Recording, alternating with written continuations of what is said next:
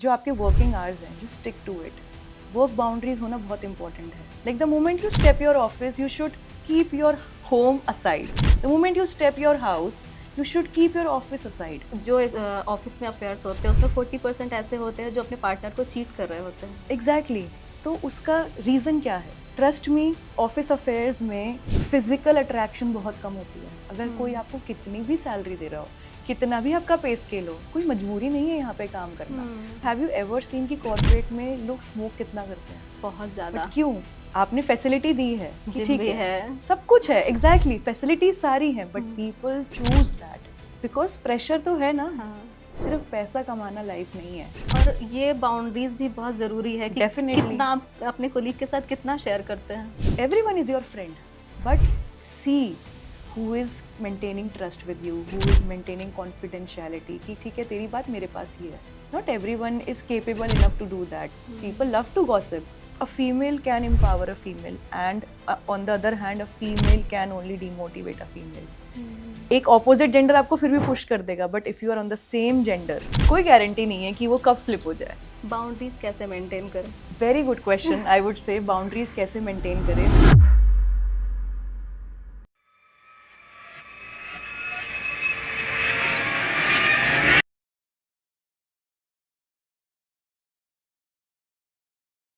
Corporate life में burnout, stress और work life balance जैसी प्रॉब्लम्स आज बहुत कॉमन हो गई हैं। इस एपिसोड में हमने काउंसलिंग साइकोलॉजिस्ट श्रेया शर्मा से समझने की कोशिश की है कि office politics, career pressure, toxic work culture और उससे जुड़ी मेंटल हेल्थ चैलेंजेस कैसे डील करें।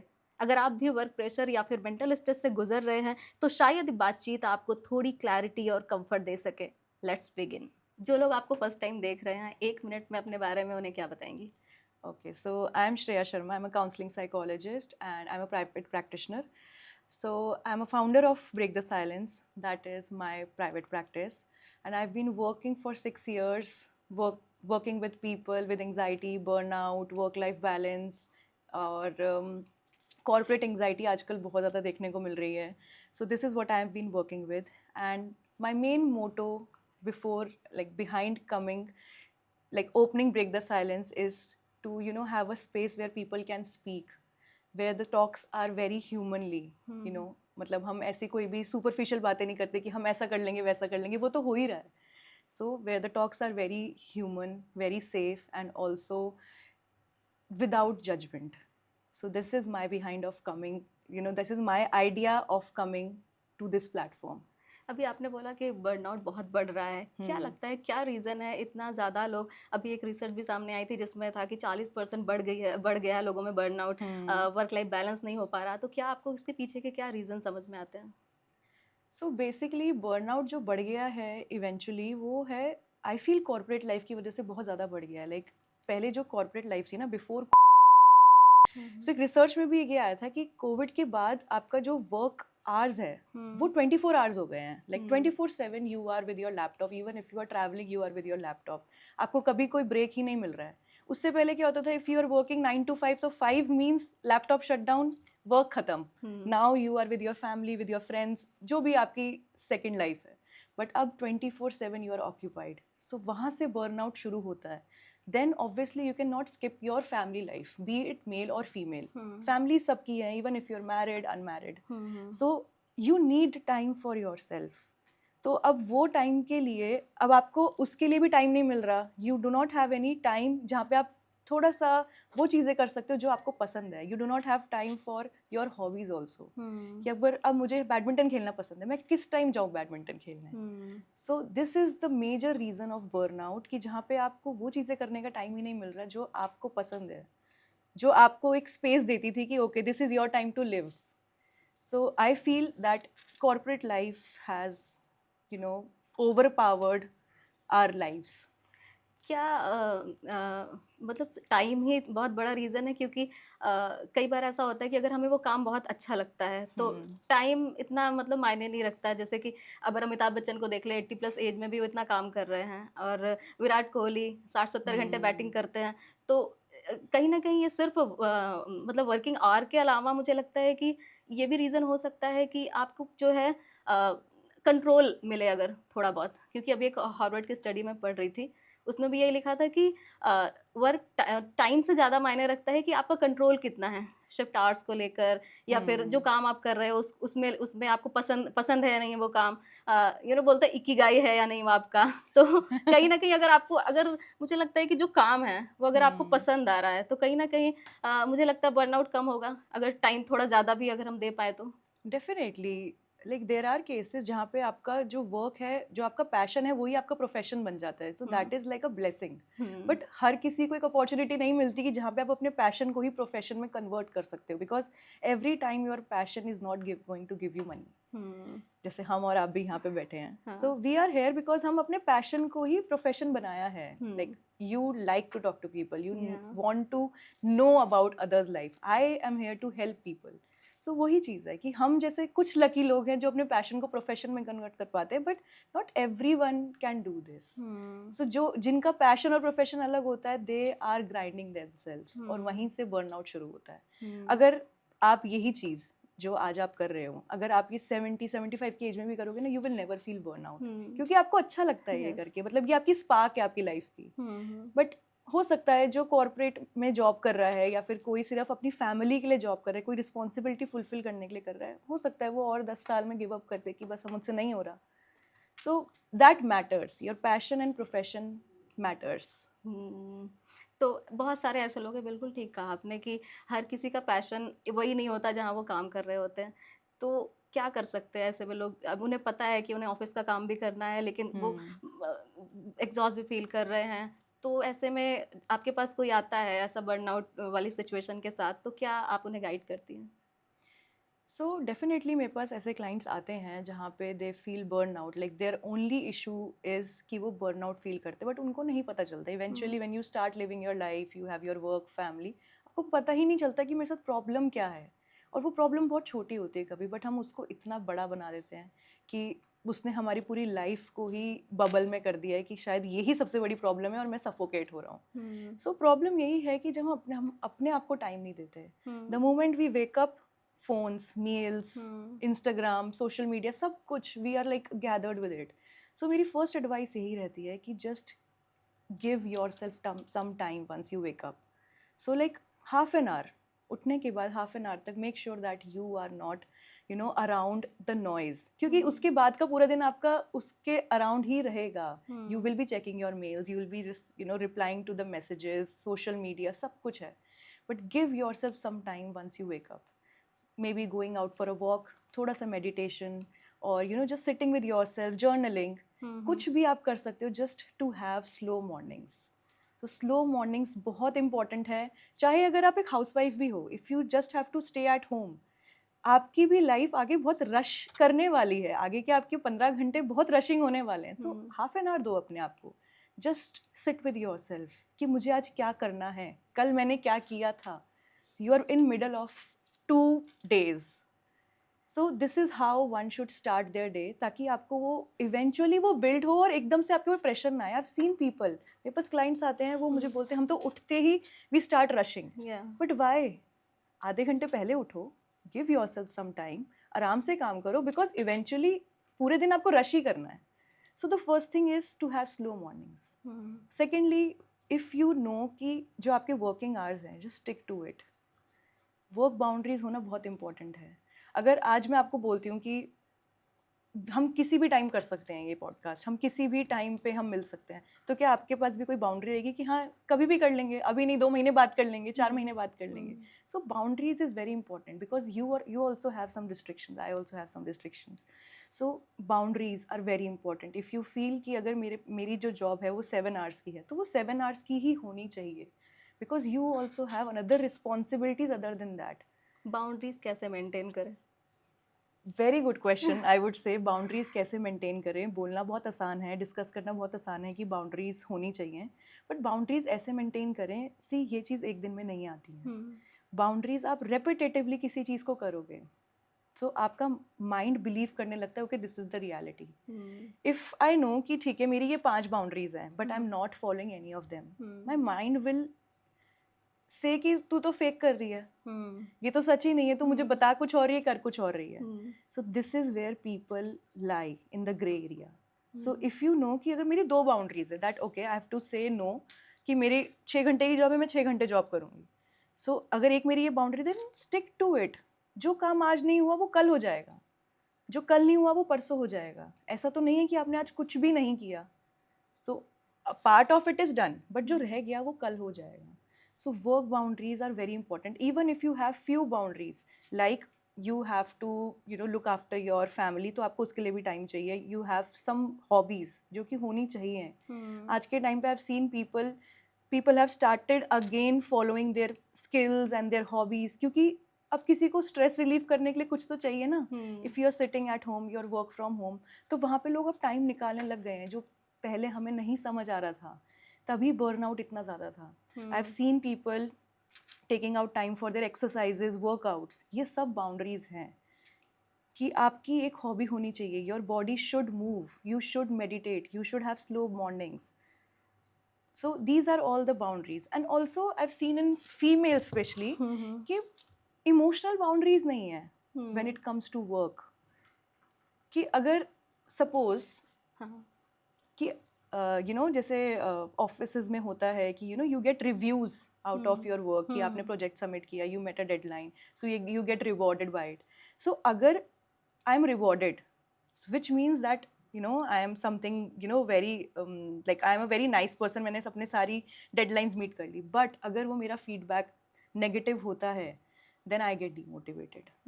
So लोग अपनी self worth उससे attach कर लेते हैं कि अगर मेरे को ऑफिस में अप्रेजल मिला है so which is motivating me, but अगर मेरा feedback negative है so आप demotivate हो जाते हो.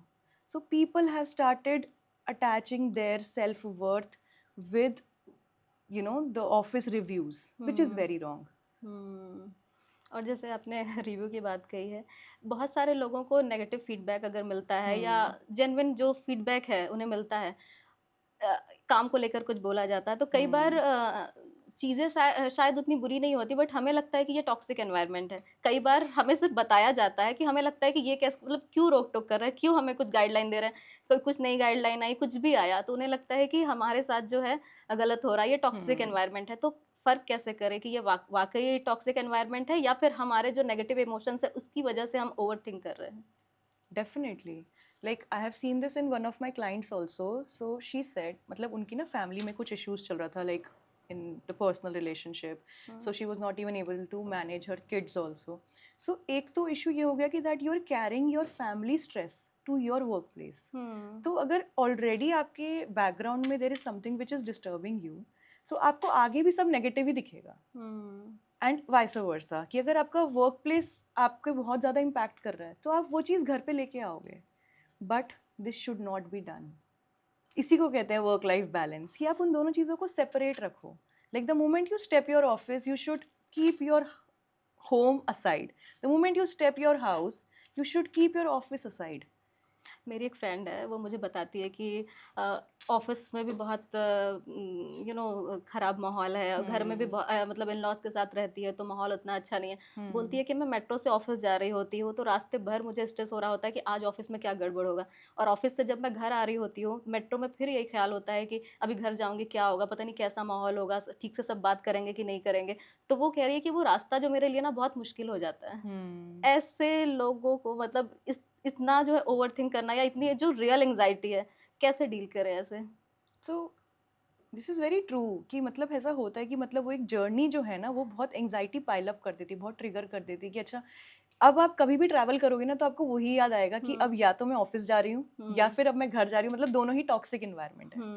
सो like in this situation I would like to share one thing कि हम बोलते हैं कि females are working, females are becoming independent. So आप कितने भी financially independent बन जाओ, emotional dependency जब तक ख़त्म नहीं होगी ना, जब तक emotionally freedom नहीं मिलेगी, I feel वहीं से freedom आती है. इमोशनली फ्रीडम कैसे आएगी?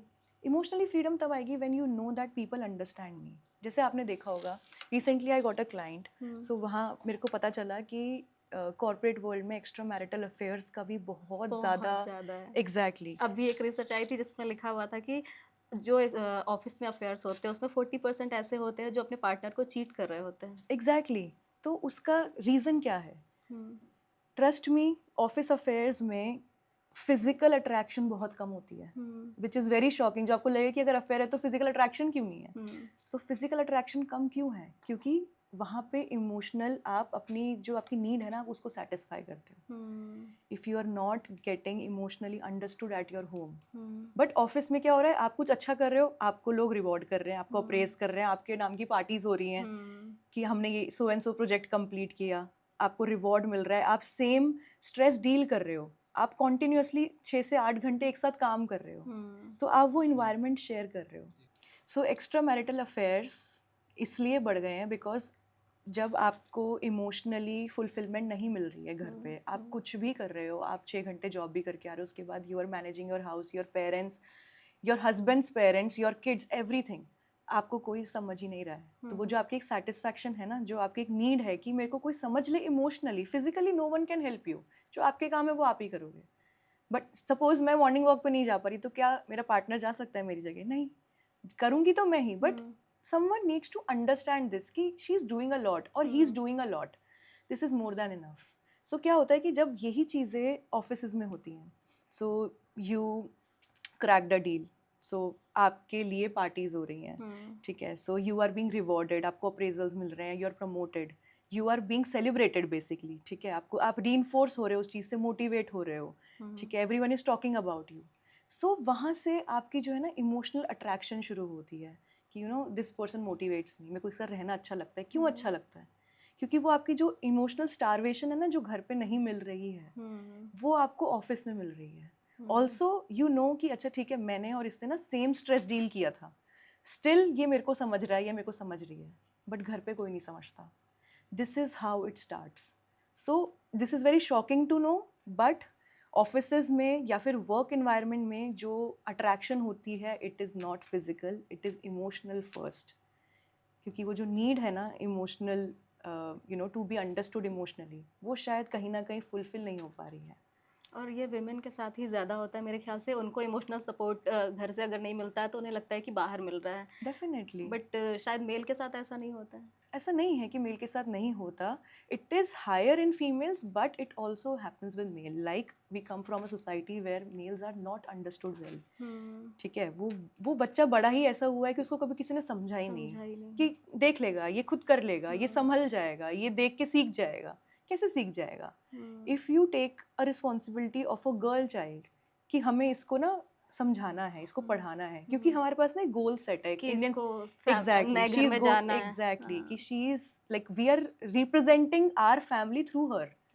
बट हम शायद वो भूल जाते हैं कि अगर हमारा बेटा भी है तो वो भी तो कहीं जाके हमारी फैमिली रिप्रेजेंट करेगा। सो वही चीज़ है कि if we raise our kids in a same manner, in a similar manner, with discipline, with responsibilities, तो शायद ये प्रॉब्लम ही नहीं आएगी। तभी males feel that they are understood less, and trust me, कोई रेशो ज़्यादा कम नहीं है, it's 50-50 ratio.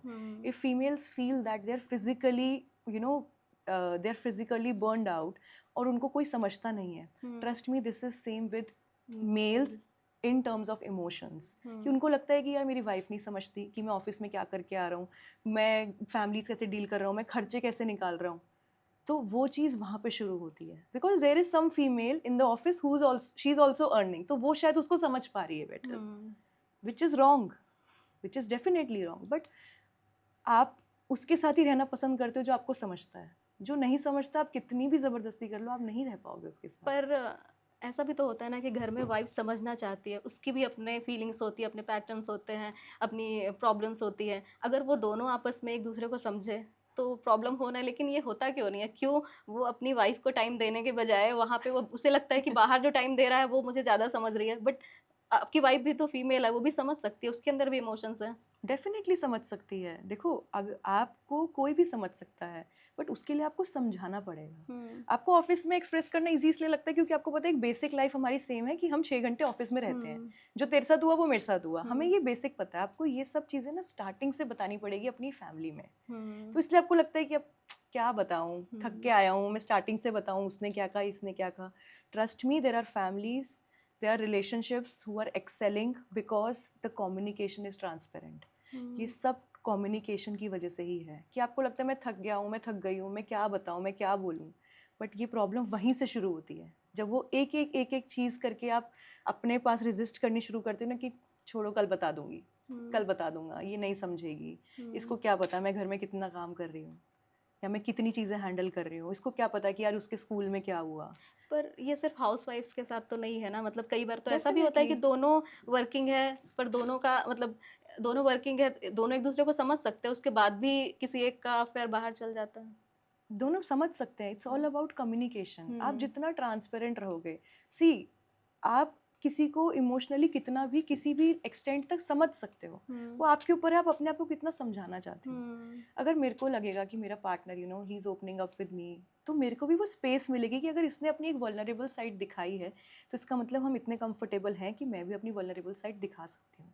Sometimes people stay tough कि ये नहीं रोती ना तो शायद मैं भी नहीं अपने आप को एक्सप्रेस कर सकता, हम्म या फिर कभी कभी सिचुएशन इतनी वर्स हो जाती है कि आप सीधा टॉन्ट ही मारना शुरू करते हो एक दूसरे को, तुम्हें क्या पता। So communication is the key.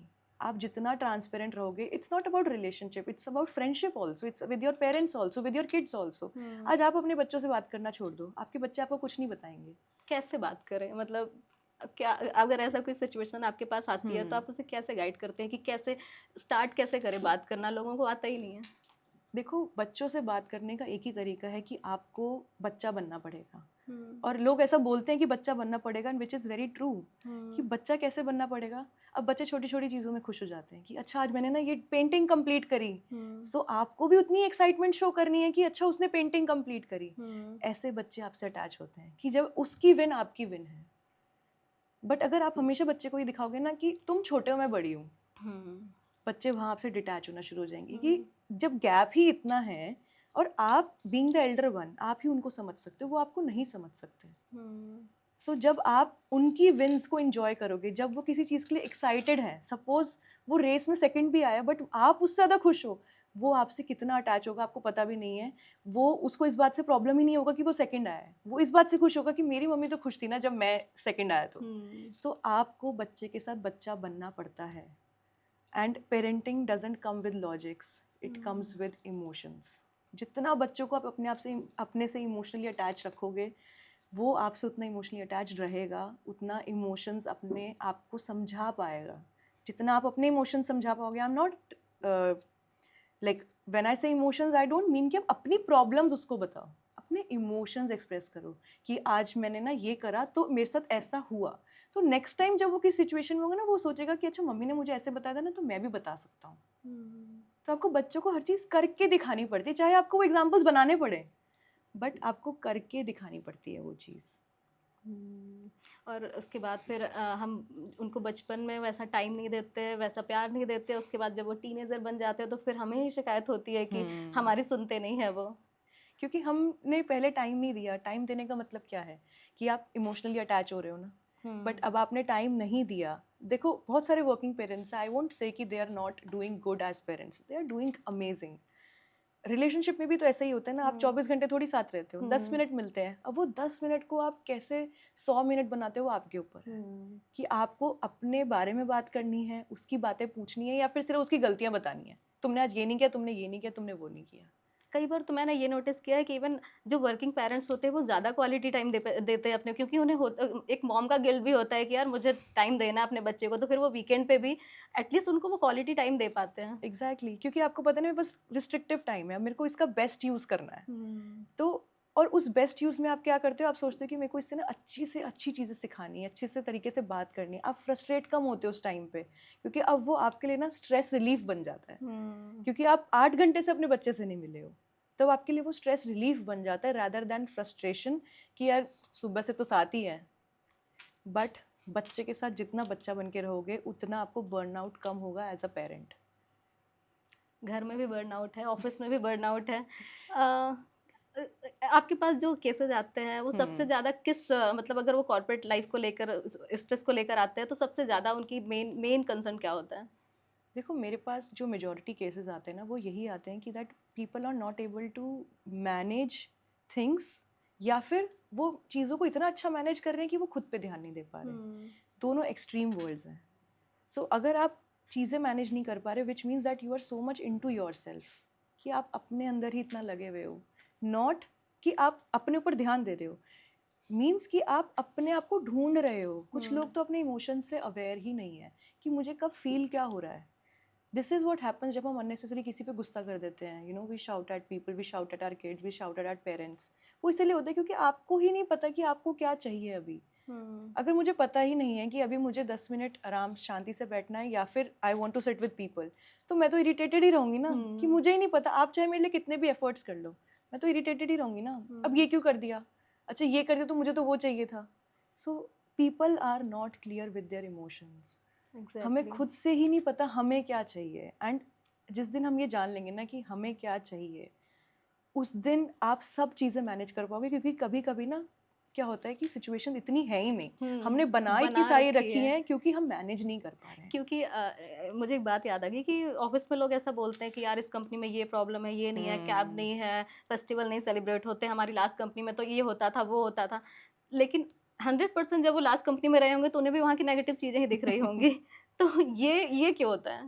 देखो क्या होता है ना कि जब आप फर्स्टली इसमें एक लॉजिकल रीज़न अगर मैं बताऊं तो ये होता है कि जब आपके पास एक्सपीरियंस ही एक चीज़ का होता है तो आपके पास कंपैरिजन करने के लिए कुछ होता ही नहीं है। ठीक है, when you switch your company, तो उसके बाद आपको पता चलता है कि अच्छा वहाँ ये भी तो था, मैंने देखा ही नहीं। Because it's a human tendency to look at the negative first.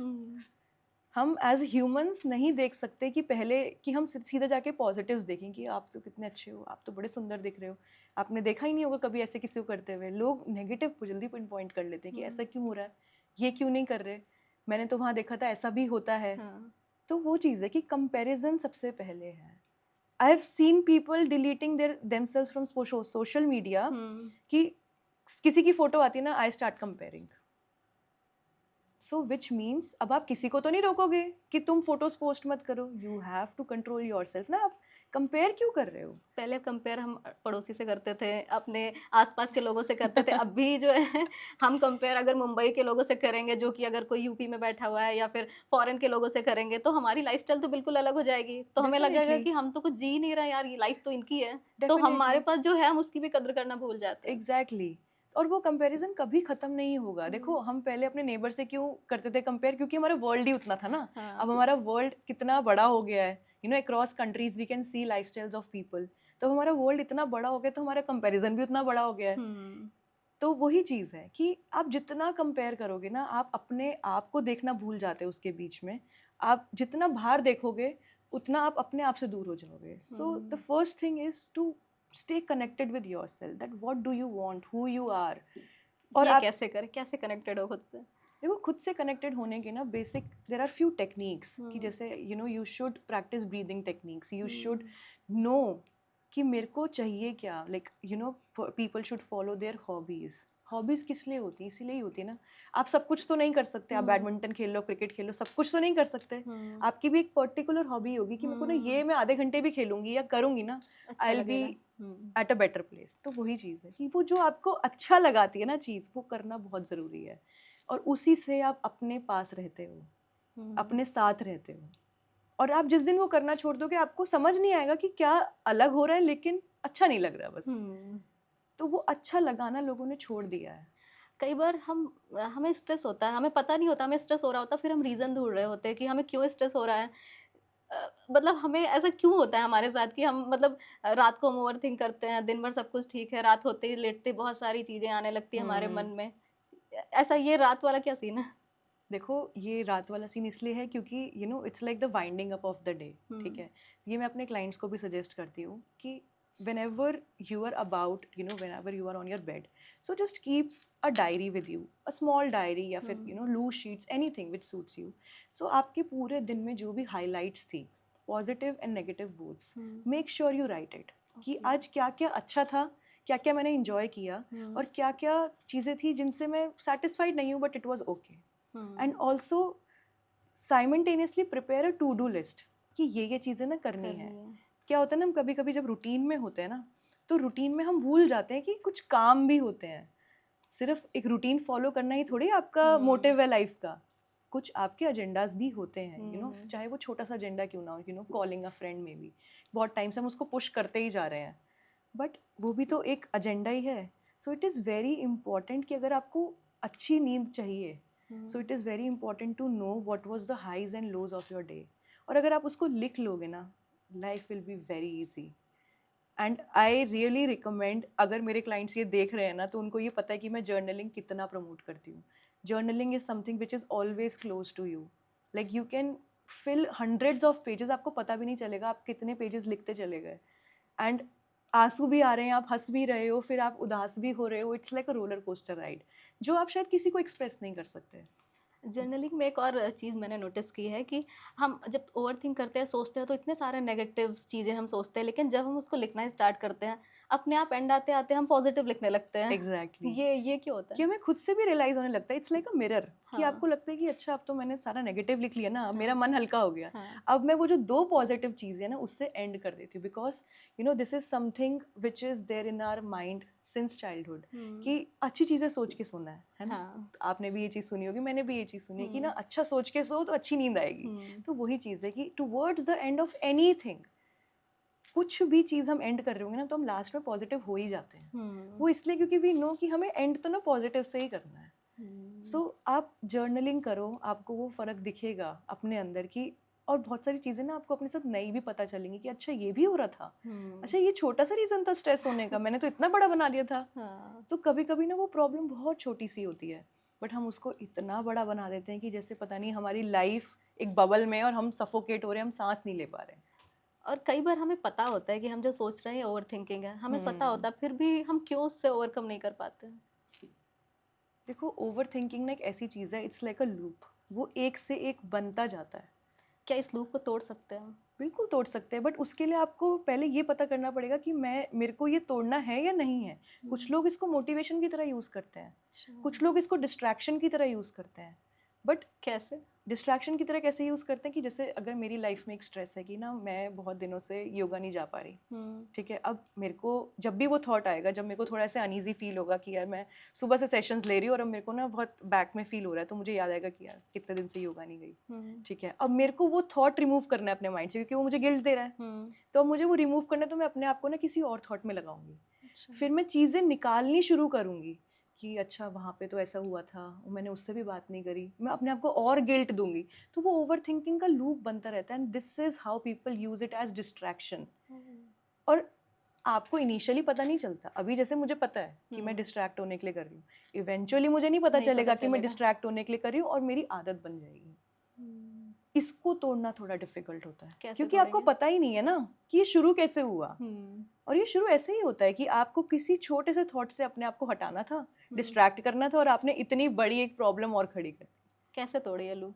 कि उस चीज़ पे ध्यान दो जहाँ से ये शुरू हुआ है। अच्छा, so basically in this what we do is we travel time, कि अच्छा ये थॉट से पहले ये क्यों आया, इससे पहले ये क्यों आया, इससे पहले क्या थॉट आया था, उससे पहले क्या थॉट आया था। तो हम वो चीज़ नीचे लेके आते हैं to hmm, the root cause, hmm, और फिर वो छोटी सी ही होती है। ये तो मेरा आज तक का एक्सपीरियंस है कि वो ओवर थिंकिंग का जो कॉज है ना, वो हमेशा इतना सा छोटा-सा रहा रहता है। है, और उसको इतना बड़ा बना दिया गया है कि हम सोचते हैं कि I am an overthinker, और आजकल तो ये लेबल है कि I am an overthinker. हाँ, trust me, this is not a label, this is not a healthy lifestyle कि आप ओवर थिंक करते हो। आप ओवर थिंक करते हो, आप जर्नल करो, you discuss it with people, you seek out support, जो आपको क्लैरिटी मिले, जिससे there must be people in your life जिनसे आपको बात करके अच्छा लगता है, तो आप उनसे बात करो। Stay around people, you know as humans we are social beings.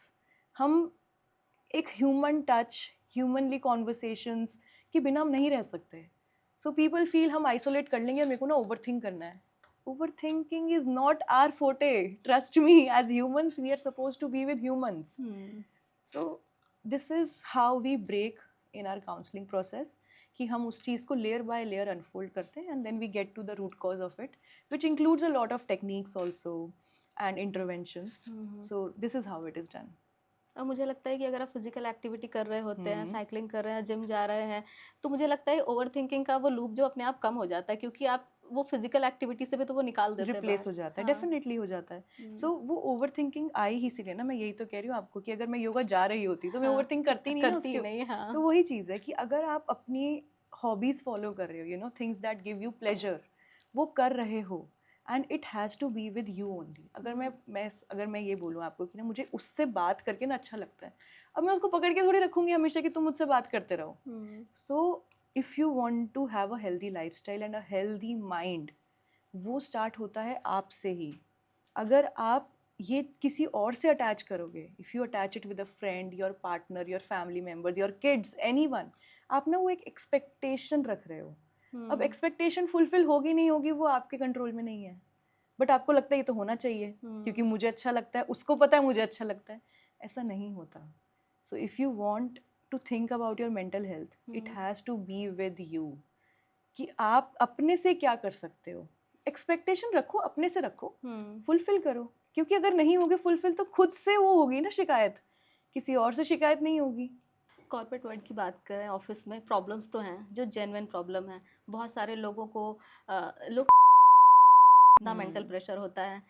तो ऑफिस में रहकर ऐसे माहौल में जहाँ वाकई में बहुत बहुत चीज़ें टॉक्सिक हैं, अपना मेंटल पीस कैसे मेंटेन करें? क्योंकि सैलरी आ रही है, हम तुरंत तो छोड़ नहीं सकते, ये हमारे पास ऑप्शन तुरंत नहीं होता हर किसी के पास. एग्जैक्टली. और कुछ लोगों का तो ब्रेड बटर ही वही है. Like some people are like not everyone is working out of their passion. कुछ लोगों की तो मजबूरी है कि उनको करना ही पड़ेगा. सो इस सिनेरियो में like when you have a toxic environment, so first I would मैं अपने क्लाइंट्स को भी यही बोलती हूँ, try to upskill yourself. Like wherever you find time, try to always upskill yourself. कि आप टाइमली अगर अपने आप को अपस्किल करते रहोगे ना, you will find an opportunity, you move ahead. Because there is no restriction to be in this environment. अगर कोई आपको कितनी भी सैलरी दे रहा हो, कितना भी आपका पे स्केल हो, कोई मजबूरी नहीं है यहाँ पे काम करना. Although there are many facilities, ऐसा नहीं है. देर आई हैव सीन कि उनके they have arcade, they have play areas, कि आप वहाँ पे भी you can spend time. But have you ever seen कि कॉर्पोरेट में लोग स्मोक कितना करते हैं? बहुत ज़्यादा. बट क्यों? आपने फैसिलिटी दी है कि जिम ठीक भी है, सब कुछ है. एग्जैक्टली, फैसिलिटीज सारी हैं, but people choose that because pressure तो है ना. और वो प्रेशर जब वो रेपिटेटिवली बनता रहता है, बिल्ड होता रहता है, सो आप वही चूज करते हो कि ठीक है 5 मिनट में ये हो जाएगा, I will get a rush, I will be silent और मैं काम कर सकता हूँ. क्योंकि आप कोई भी फिजिकल एक्टिविटी करोगे उसके लिए आपको थोड़ा सा पुश करना पड़ेगा अपने आप को. ऑल्दो यू नो कि मेरे को बेटर उसी से फील होगा, but you choose that. So इसीलिए फैसिलिटीज बहुत सारी हैं, but we choose to be at the negative of it. जैसा कि हमने पहले भी बात किया कि नेगेटिव्स की तरफ हम ज़्यादा अट्रैक्टेड रहते हैं. सो this is how it works कि सी कि फैसिलिटीज़ और भी हैं, आप अपना पैशन फॉलो कर सकते हो सकता है आपने आज तक you wanted to learn table tennis, आज तक आपको अपॉर्चुनिटी नहीं मिली, यहाँ पे मिली है, गो अवेल इट. बट नहीं, आप चूज करते क्योंकि आपको पता है प्रेशर बहुत है, प्रेशर बहुत है. अब प्रेशर को कैसे डील करते हैं, हमने हमेशा से देखा है प्रेशर को कैसे डील करते हैं, अल्कोहल, स्मोकिंग. वही हो रहा है और इसकी वजह से वो और बढ़ जाता है, फिर और स्ट्रेस होता है. एग्जैक्टली. फिर आपको लगता है अब इसको छोड़ना भी है, तो वो स्ट्रेस छोड़ने के स्ट्रेस में और पी लेते हैं. एग्जैक्टली. तो वो स्ट्रेस का लूप ब्रेक ही नहीं हो रहा है, क्योंकि स्ट्रेस जो है ना, there is a stress which is coming from environment, but there is a stress which is coming from inside also, जो आता है गिल्ट से.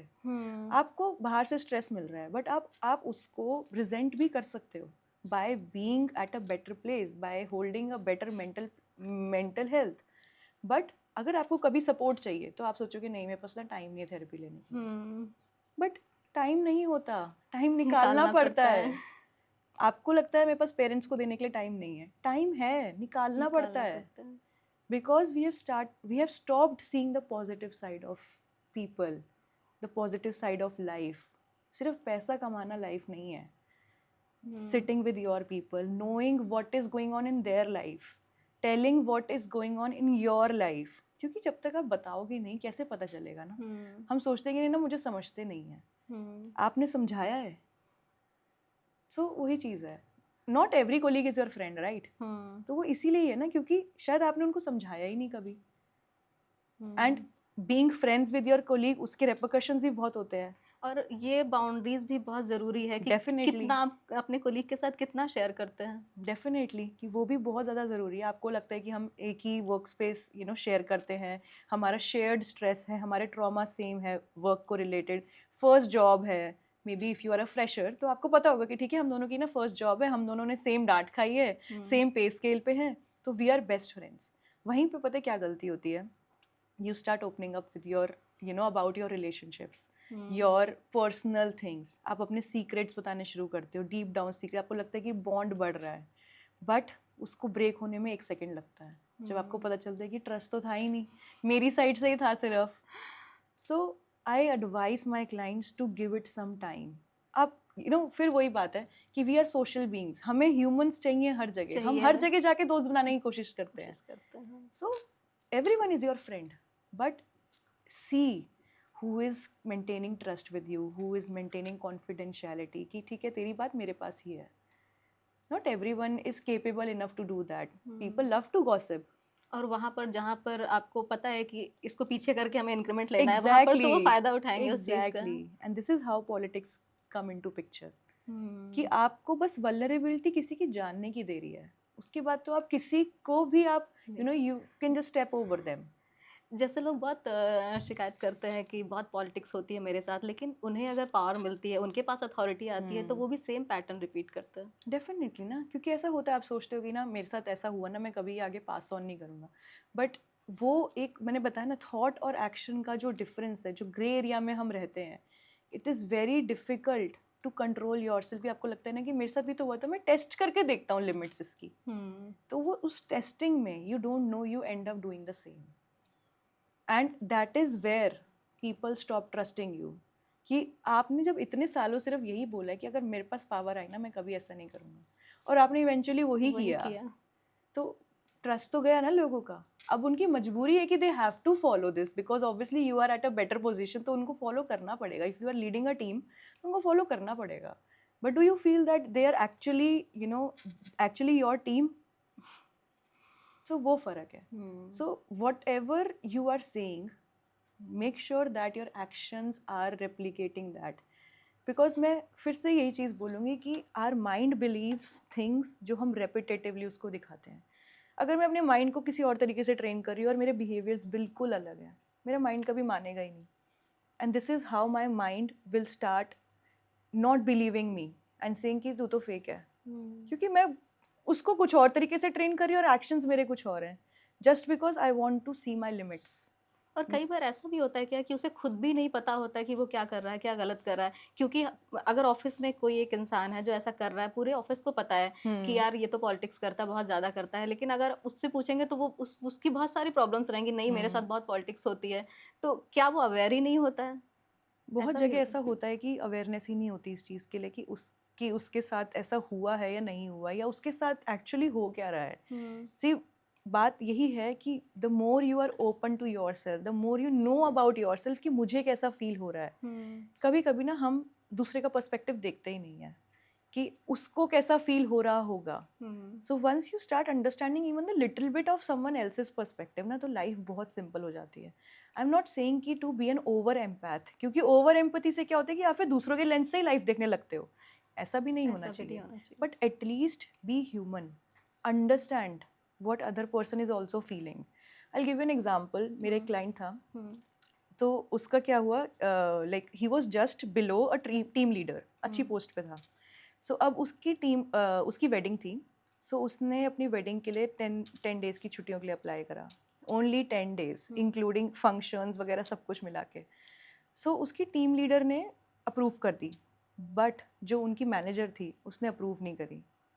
सो उस सिचुएशन में क्या हुआ कि वो मैनेजर कह रही है कि देयर इज़ अ प्रोजेक्ट जो मतलब आपके थ्रू जाता है, आप अपना काम अभी भी दे सकते हो, but I want you to be there at the day of submission. जिस दिन हमारी वो डील क्रैक होगी, I want you to be there. अब इस सिचुएशन में वो जो एम्प्लॉय है, डू यू फील कि उसको ट्रस्ट रहेगा कभी अपनी मैनेजर पे कि तुमने मेरे को उसी दिन नहीं समझा जिस दिन मुझे तुम्हें समझने की ज़रूरत थी. लोग अपने मैरिजेस में 1 महीने का ब्रेक लेते हैं मिनिमम, हर जगह होता है. Even if you are a teacher, doctor, किसी भी प्रोफेशन में इतना तो आप बेयर मिनिमम है.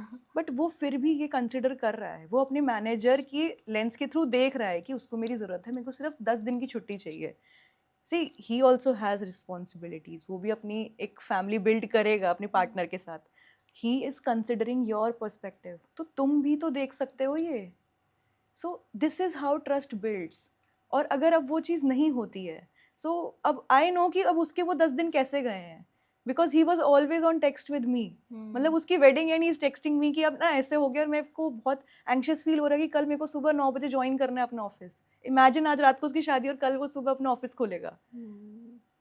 So this is what I mean by saying कि आप दूसरों का पर्सपेक्टिव थोड़ा सा कंसिडर करो. यहाँ पर ये ना पर्सनल लाइफ को लेकर बहुत ज़्यादा है, क्योंकि स्पेशली अगर आप विमेन हैं, आपकी शादी हो रही है, आप बेबी प्लान कर रहे हो, कॉर्पोरेट वर्ल्ड में तो मतलब प्रेगनेंसी एक कहीं ना कहीं कुछ लोग तो क्राइम की तरह लेते हैं कि यार कैसे प्रेग्नेंट हो गई वो, और अब तो ये फ्री की सैलरी उठाएगी. बहुत सारे लोग, एग्जैक्टली. मतलब ये रियल मैंने सुना है कि लोग बोलते हैं कि अब तो ये फ्री की सैलरी उठाएगी.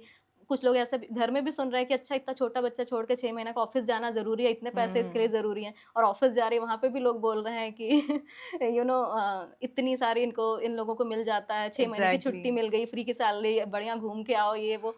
तो उसको उसको किसी को नहीं पता होता कि वो 6 महीने उसके कैसे गुजरे हैं. एग्जैक्टली. मतलब no one is able to understand कि उसको भी गिल्ट है ये करने के लिए, कि अगर वो 6 महीने का बच्चा छोड़ के ऑफिस जा रही है तो उसको भी उस चीज़ का गिल्ट है.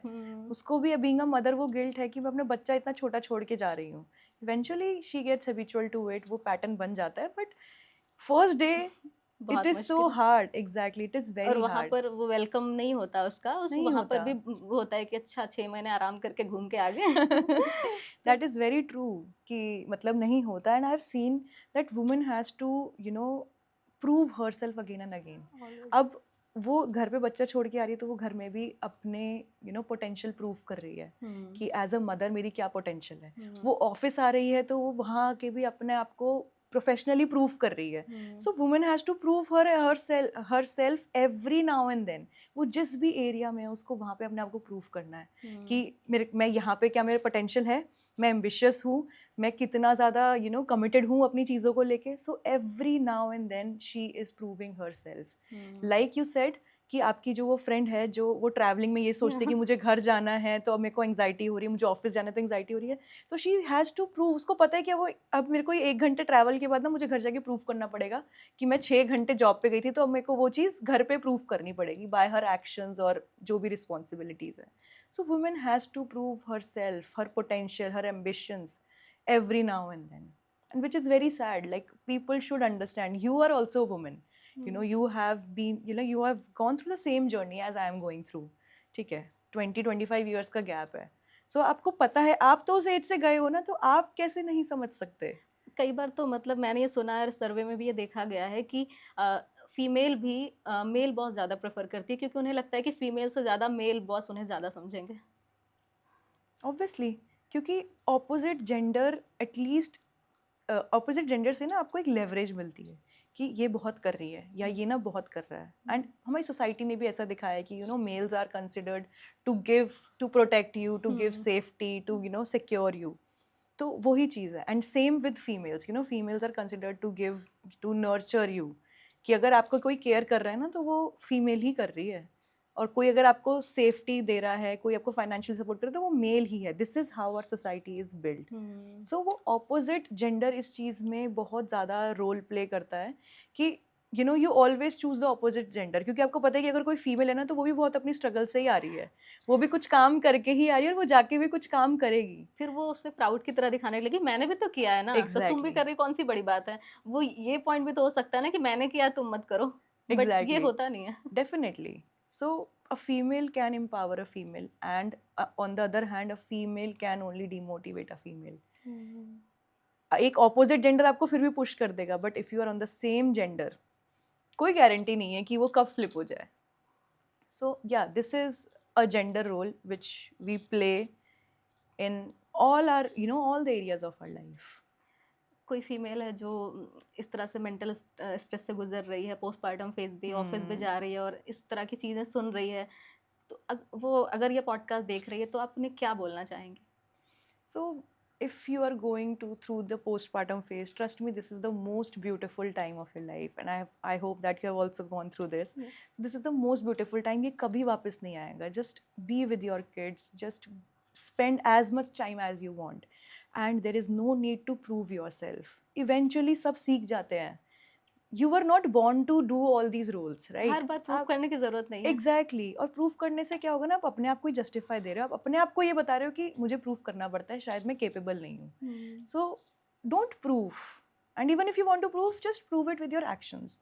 Don't waste your energy in speaking and over validation and over justification कि हाँ मैंने ये भी किया था. If you want to prove, just prove it with your actions, and that's more than enough. Your kid doesn't want your justification कि मैंने तुम्हारे लिए ये किया. Just be nice parent with them. Just be a kid with them. Exactly Yeah. और कई बार ये भी नोटिस किया है मैंने कि जैसे कोई फीमेल है जो जॉब नहीं कर रही है तो उसके मन में ये होता है कि अगर मैं जॉब कर रही होती ना, अगर मैं टॉक्सिक रिलेशनशिप में हूँ तो मैं तो छोड़ देती इसे. बट ऐसा भी होता है कि जो वेमेन जॉब कर रही है, फाइनेंशियली इंडिपेंडेंट है, वो भी टॉक्सिक रिलेशनशिप नहीं छोड़ पाती. ऐसा क्यों होता है? एग्जैक्टली बहुत बार होता है ऐसा कि इसमें इमोशनल डिपेंडेंसी बहुत बड़ा रोल प्ले करती है कि even if you are earning, if a female is earning, she is independent, but जहाँ पे वो इमोशनली डिपेंडेंट हो जाती है ना किसी पे, वहाँ पे उसकी फ्रीडम किल हो जाती है. So if you are emotionally independent, if you know yourself, if you know your worth, you that is your real freedom. Not with, it doesn't come with your financial wealth. So people, females are coming from toxic relationship क्योंकि एक ना उम्मीद होती है, और वो उम्मीद तब आती है कि जब आपका पार्टनर कभी तो ठीक है, कभी वो टॉक्सिक ट्रेट शो करता है, फिर वो एक उम्मीद देता है कि नहीं मैं ठीक हो रहा हूँ, मैं ठीक कर रहा हूँ. एग्जैक्टली. तो वो ट्रॉमा बॉन्ड भी, और ऊपर से एक उम्मीद हो जाती है ना कि ये हो जाएगा. सबसे टॉक्सिक रिलेशनशिप वही है कि व्हेन यू नो कि ये फ्यूचर में ऐसा दिखेगा, तो आप उसकी वेट करते रहते हो कि ये फ्यूचर में ऐसा दिखेगा तो ये होता रहेगा. बट उस चक्कर में आप आज तो ग्राइंड होते जा रहे हो. कई बार पता ही नहीं होता है कि हम टॉक्सिक रिलेशनशिप में हैं. हमें लगता है कि ये तो कॉमन है, इतना तो होता है. फिर हम कंपेयर ऐसे करते हैं कि बाकी लोगों का तो और भी खराब है पार्टनर, मेरा कम से कम ये तो करता है. इस चक्कर में जो वो नहीं कर रहा है या जो वो गलत कर रहा है वो हम समझ नहीं पाते, हम अवेयर ही नहीं होते हैं. वो हम तभी अवेयर नहीं होते ना कि हमें पता ही नहीं कि how should I tell someone कि मेरे साथ रहना ऐसा होता है. इफ़ आई नो कि मेरे साथ रहने के लिए आपको ये चीज़ें मेरे लिए करनी पड़ेगी, उसके अलावा you can carry on with your life. Same with the partner. वो बोले कि मेरे साथ रहने के लिए you have to do 3-4 things, then you can carry on with your life. जितना आप अपने पार्टनर के साथ अपना रिलेशनशिप जितना सॉर्टेड रहेगा ना, जितना you will show care for each other, you are more emotionally aware about yourself first and then about your partner, उतना ईजी रिलेशनशिप होगा. क्योंकि प्रॉब्लम ही यही है कि हम पहले खुद को नहीं समझ पाते, तो हम अपने आप को समझा नहीं पाते, फिर हम सोचते हैं कि अब हमें ये समझ नहीं रहे हैं, तो आपको समझाना पड़ेगा ना. कैसे समझेगा कोई खुद को? मतलब ये मुझे आप 3 पॉइंट में समझा दीजिए कि खुद को कैसे समझे, कैसे अपनी जो वर्थ है वो समझे. देखो आप खुद को कैसे समझे, फर्स्ट ऑफ ऑल कि टू नो कि मैं क्या कर सकती हूँ और मेरी लिमिट क्या क्या है. ठीक है, मैं क्या कर सकती हूँ में क्या आता है कि प्रोफेशनली मैं क्या कर सकती हूँ, सोशली मैं क्या कर सकती हूँ, इमोशनली मैं क्या फील करती हूँ. यहाँ पे हम लोग लैक कर जाते हैं कि इमोशनली मैं क्या फील करती हूँ, मैं क्या क्या चीज़ें एक्सपीरियंस कर चुकी हूँ, और मैं क्या क्या मेरी लिमिट है. सो जब आपको वो पता होगा ना कि इमोशनली मैं कब वल्नरेबल हूँ, कब मैं बहुत खुश हूँ, अगर मैं खुश नहीं हूँ तो मैं कैसे खुश हो सकती हूँ, अगर मुझे ये पता है तो मैं आपको बताऊंगी ना कि आज ना मेरा ये करने का मन कर रहा है तो ये करते हैं. या फिर कुछ लोग गिव अप कर देते हैं कि मुझे नहीं पता क्या करना है. अब वो आपका पार्टनर ट्रायल एंड एरर चल रहा है उसका कि अच्छा नहीं ये इससे अच्छे खुश होगी, या इससे खुश होगी, उससे खुश होगी, उसमें आप और इरिटेट हो जाते हो. आप एफर्ट्स नहीं देख रहे हो अपने पार्टनर के कि वो 4 चीजें ट्राई कर चुका है. आप सोच रहे हो कि इरिटेट कर रहा है, उसको समझ ही नहीं आ रहा मुझे क्या चाहिए. उसको कैसे पता चलेगा आपको क्या चाहिए जब तक आप बताओगे नहीं कि मेरे को क्या फील हो रहा है. अगर आप if you need a hug, आपको बताना पड़ेगा. उसको कैसे पता चलेगा. If you want to cry, so आप सोच रहे हो मुझे स्पेस नहीं दे रहा, आप उसको बताओ तो कि मुझे ऐसा फील हो रहा है. So knowing yourself, when I say know yourself, which means that know yourself emotionally. क्योंकि हम हर चीज़ सॉर्ट कर लेते हैं, विच मीन्स हम फिजिकली कर लेते हैं, हम फाइनेंशियली कर लेते हैं, हम सब चीज़ों में अपने आप को हमने सॉर्ट आउट कर रखा है. क्योंकि वो चीज़ें ना दिखती हैं, जो चीज़ दिखती है हम उस चीज़ को हील कर लेते हैं. बट जो चीज़ नहीं दिखती, that is our thoughts and emotions, हम उसको हील ही नहीं कर पा रहे हैं. हमें लगता है कि दूसरा देख लेगा, वो नहीं देख सकता. पहले तो आप हो अपने साथ. Exactly. तो पहले आप समझोगे अपने आप को, तभी आप किसी और को समझाओगे.